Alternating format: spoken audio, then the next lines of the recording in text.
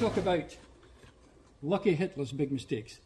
Yes, it is the title of the book, and I think it's about as descriptive a title as you could possibly ask for, because the book is more or less in two parts.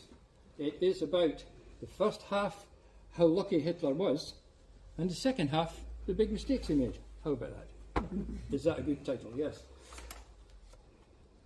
What on earth made Hitler lucky is what we're going to look at for a little while.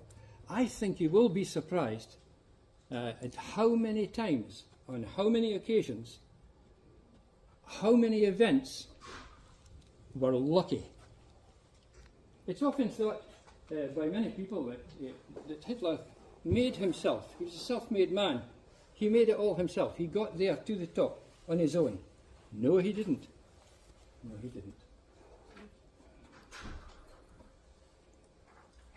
So the two parts of the book, very, very quickly, is the first one is every step in the rise of Adolf Hitler from 1918, end of the First World War, to 1941, was due almost entirely to his great good luck. And in part two, every step after 1941 up to 1945, the decline and fall of Adolf Hitler was due entirely to the big mistakes that he alone made. Nobody else's fault.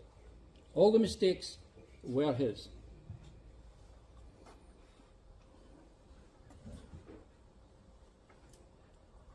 So looking at the idea of luck, very quickly I just thought we'd have a quick look and think about the word luck.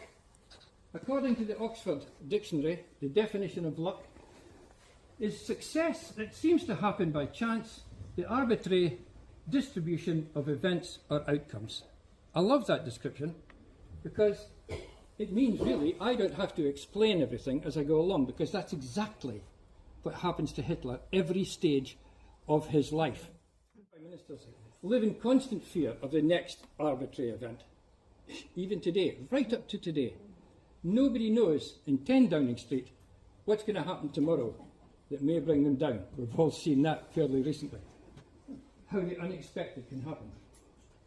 But even Winston Churchill, long before that, when he was Prime Minister, when he was Minister, he said himself that the only difficulties we have to face are the difficulties of circumstances. And the only opposition that we have to encounter is the opposition of events.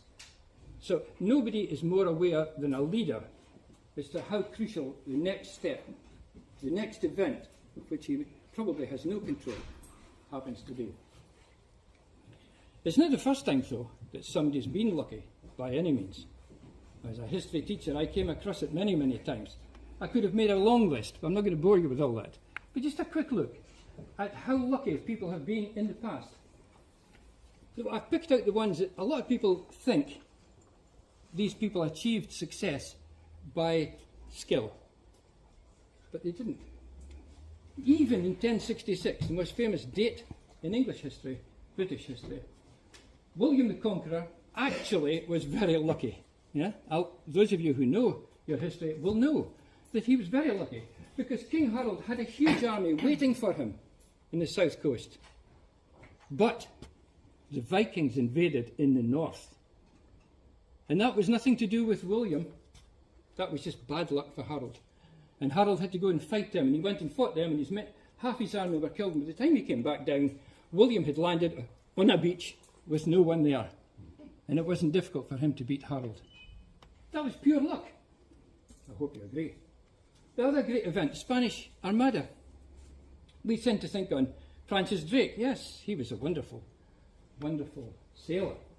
But he didn't really win the Armada. No, it was the weather. It was bad weather that won it. Who was in control of the weather? Queen Elizabeth? Don't think so.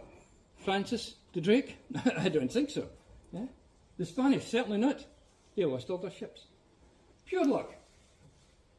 Perhaps the greatest commander of all time, in my opinion anyway, field commander ever, was Napoleon.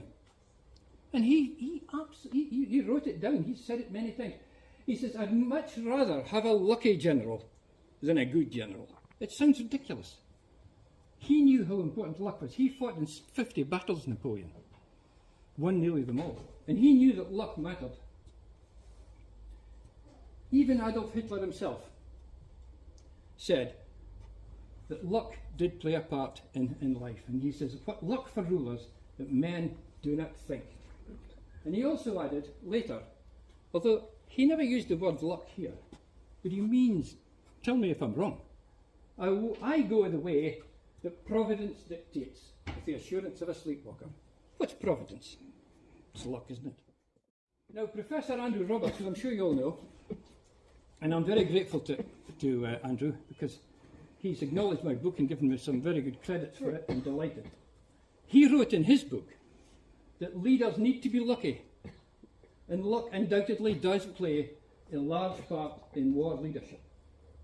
The role of chance or luck is worthy of an entire book in itself. Well, thank you very much, Andrew. Here's the book.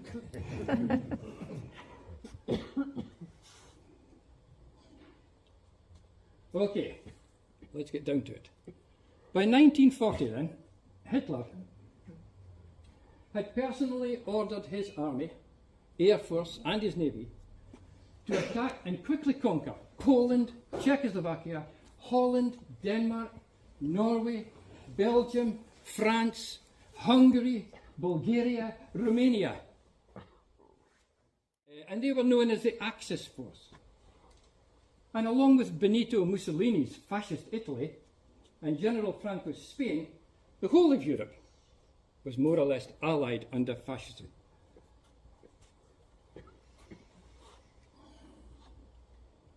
The people of Germany thought Hitler was their new Messiah. And we're going to look at why they think that in a minute. They really did. They adored him. He could do no wrong. Thousands and thousands of people thronged the streets, praising him, cheering him, believing he was here to save Germany. He was the most successful, in their eyes, the most successful after the First War, remember, the defeat of Germany? Here was somebody who now, in an instant, had conquered the whole of Europe. But it wasn't the case in the West. When I say the West, America and Britain. What did we think of him? Did we think he was a great dictator? More like a clown. He looked like a clown. Yeah? He had a funny hat, funny moustache, little funny man. Charlie Chaplin, of course, portrayed him perfectly in the film of 1940 called The Great Dictator. So two different views of the same man. But by the middle of July, his chief of staff, William Keitel, Field Marshal, he declared, publicly declared, this man was the greatest commander of all time. Of all time?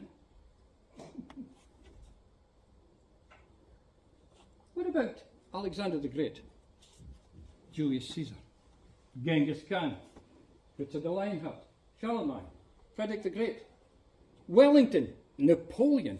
What about all of them? No, he was greater than all of those, according to Keitel.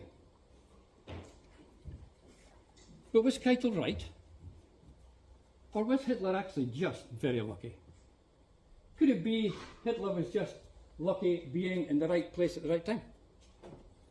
Was his seemingly impossible rise to power not due simply to circumstances and events outside his control, and by other people, his dedicated disciples, doing all of it on his behalf? In part one of the book, then, it asks these questions in every chapter, and it answers the biggest question of all.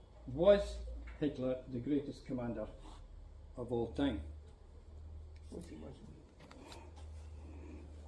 Yes? Did I hear someone say comment there? Right. Okay. It's okay, I don't mind if you want to shout out some abuse. Hitler's talents, he wasn't without talent. Oh no, I'm not saying Hitler had no abilities, no talents. No, he had talents. Two of them, actually, particularly. The first thing he had that was the greatest talent that he had, he was born with it. That is to say, he was never trained in it. He was never shown how to do it. He never went to public school and learned how to debate. None of these things. Yeah? He had a poor upbringing, poor education. But this guy could speak. He could speak oratory. His powers of oratory were amazing. He displayed a rhetorical skill and eloquence that conveyed deep sincerity and empathy, and was blended into his message with aggression and forcefulness that his audience absorbed, and more importantly, they became infected by what he said. It's a mystery. I don't have the answers to this. I've looked at it many times. But it is an amazing thing that he had this phenomenal ability. Even Winston Churchill recognised many years before, has to be said, of all the talents bestowed upon men, none is so precious as the gift of oratory. He who enjoys it wields a power more durable than that.